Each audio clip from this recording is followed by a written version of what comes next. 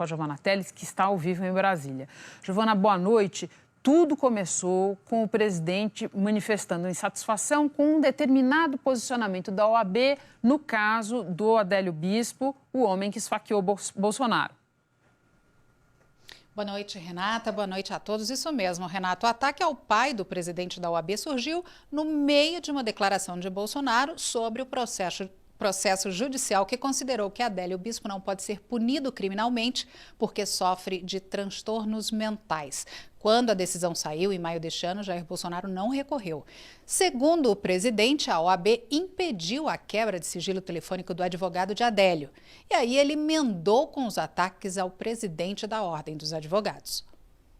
Por que a OAB impediu que a Polícia Federal entrasse no telefone de um dos caríssimos advogados? Qual é a intenção da OAB? Quem é essa OAB? Um dia, se o presidente da OAB quiser saber como é que o pai dele desapareceu no presídio militar, eu conto para ele. Ele não vai querer ouvir a verdade. Eu conto para ele. A versão, não é a minha versão. Aqui, a minha vivência, né, me fez chegar a essas conclusões naquele momento. O pai dele integrou a Ação Popular, o grupo mais sanguinário e violento da guerrilha lá de Pernambuco. Okay? Veio desaparecer no Rio de Janeiro. Giovana, essa primeira fala já era tudo de ruim, mas a segunda foi pior, a que o presidente disse enquanto cortava o cabelo, porque ali ele insinuou uma mentira mesmo. Olha, Renata, as repercussões começaram logo em seguida, a gente vai mostrar daqui a pouco. Depois dessa primeira declaração, à tarde, Bolsonaro tinha uma reunião com o ministro dos Negócios Estrangeiros da França. Ela foi desmarcada, segundo o ministro das Relações Exteriores, Ernesto Araújo, por problema na agenda.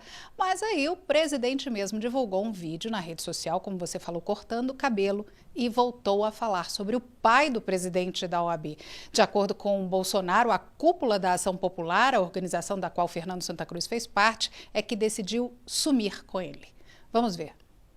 De onde eu obtive as informações? Com quem eu conversei na época, horas boas, tá? Conversava com muita gente, estive na fronteira, tá? Conversava. E o pessoal da AP do Rio de Janeiro primeiro ficaram estupefatos, né? Como é que pode esse cara vir do Recife se encontrar conosco aqui? O contato não seria com ele, seria com a cúpula da Ação Popular de Recife. E eles resolveram sumir o pai do Santa Cruz. Essa é a informação que eu tive na época sobre esse episódio, porque qual é a tendência? Se ele sabe, nós não podemos ser descobertos. Existia essa guerra naquele momento. Isso que aconteceu, não foram os militares que mataram, não, tá? É muito fácil culpar os militares por tudo que acontece. Documentos sigilosos oficiais das Forças Armadas e o relatório da Comissão Nacional da Verdade vão em sentido contrário ao que o presidente falou. Os integrantes da comissão, além de documentos, também tomaram depoimentos de militares que admitiram participar de torturas e assassinatos no período da ditadura. A comissão afirmou que Fernando Santa Cruz foi assassinado pelo Estado brasileiro e só este ano uma outra comissão conseguiu administrativamente colocar essas informações no atestado de óbito. A Comissão Nacional da Verdade, que apurou violações de direitos humanos durante o governo militar, ouviu 2 ex-agentes da ditadura sobre o desaparecimento de Fernando Santa Cruz. Um dos agentes cita Fernando como uma das vítimas que foram incineradas numa usina em Campos dos Goytacazes, no Rio de Janeiro. E o relatório da comissão concluiu que Fernando Augusto de Santa Cruz Oliveira foi preso e morto por agentes do Estado brasileiro e permanece desaparecido, sem que os seus restos mortais tenham sido entregues à sua família. Outro documento da Aeronáutica, também anexado ao relatório da Comissão Nacional da Verdade, com timbre de secreto, fala de Fernando Santa Cruz. Confirma que era casado, funcionário público e estudante de direito, citado por militantes presos como membro da Ação Popular Marxista-Leninista, e confirma que foi preso em 22 de fevereiro de 1974, no Rio de Janeiro. O documento é de setembro de 1978. A pedido da família de Fernando Santa Cruz, a Comissão Especial sobre Mortos e Desaparecidos Políticos conseguiu, na semana passada, expedir um atestado de óbito corrigido. Nesse novo documento, a informação é que ele faleceu provavelmente no dia 23 de fevereiro de 1974, no Rio de Janeiro, em razão de morte violenta causada pelo Estado brasileiro, no contexto da perseguição sistemática e generalizada à população identificada como opositora ao regime ditatorial de 1964 a 1985. Giovana, vamos agora detalhar toda aquela repercussão que você mencionou há pouco na sua fala? Olha, Renata, as repercussões foram imediatas. Vários parlamentares de diversos partidos, e não apenas de oposição ao governo, publicaram textos repudiando as declarações de Bolsonaro. Parlamentares do PL, Cidadania, PSDB e também do PDT, PT, PSB e PSOL fizeram isso. A Anistia Internacional também se posicionou em solidariedade ao presidente da OAB. A Ordem dos Advogados publicou nota e o presidente da Ordem também. A OAB afirmou em nota que todas as autoridades do país, inclusive o presidente da República, devem obediência à Constituição, que instituiu nosso país como Estado democrático de direito e tem entre seus fundamentos a dignidade da pessoa humana, na qual se inclui o direito ao respeito da memória dos mortos. A Ordem se solidarizou com todas as famílias daqueles que foram mortos, torturados ou desaparecidos ao longo de nossa história, especialmente durante o golpe militar de 1964, inclusive a família de Fernando Santa Cruz, pai de Felipe Santa Cruz, atingidos por manifestações, segundo a OAB, excessivas e de frivolidade extrema do senhor presidente da República.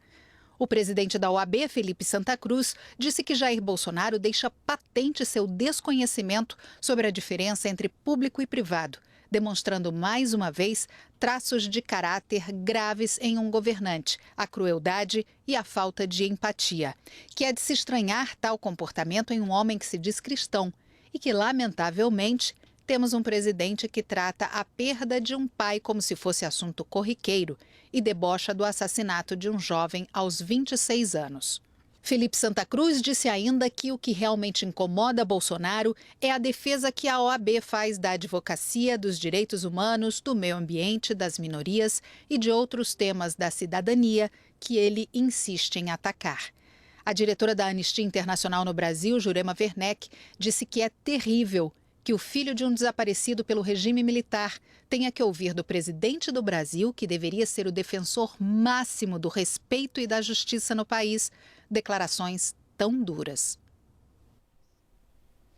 E agora o presidente Jair Bolsonaro deve ter que responder a uma representação no Supremo Tribunal Federal. Quem diz que vai fazer isso é o presidente da OAB, Felipe Santa Cruz.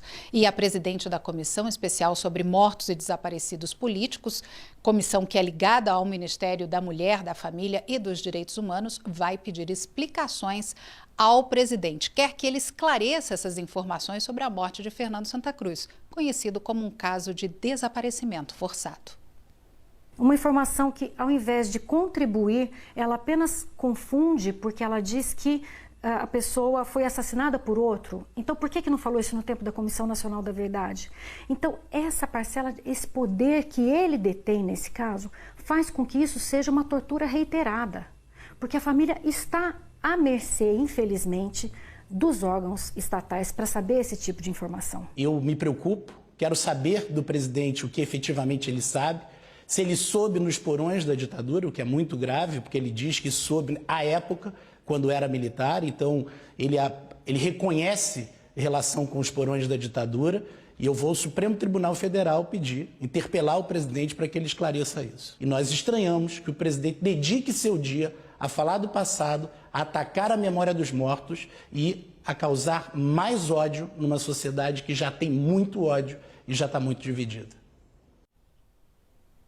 A presidente da comissão disse que os atestados de óbito com as informações dos motivos da morte de presos que estavam sob responsabilidade do Estado brasileiro na ditadura militar estão sendo entregues a partir da demanda das famílias em várias cidades. No dia 26 de agosto está marcada a entrega do novo documento, que a gente mostrou, de Fernando Santa Cruz e de mais 7 pessoas, todas de Pernambuco. Renata. Obrigada pelas informações, Giovana. O Ministério Público Federal prorrogou por mais 90 dias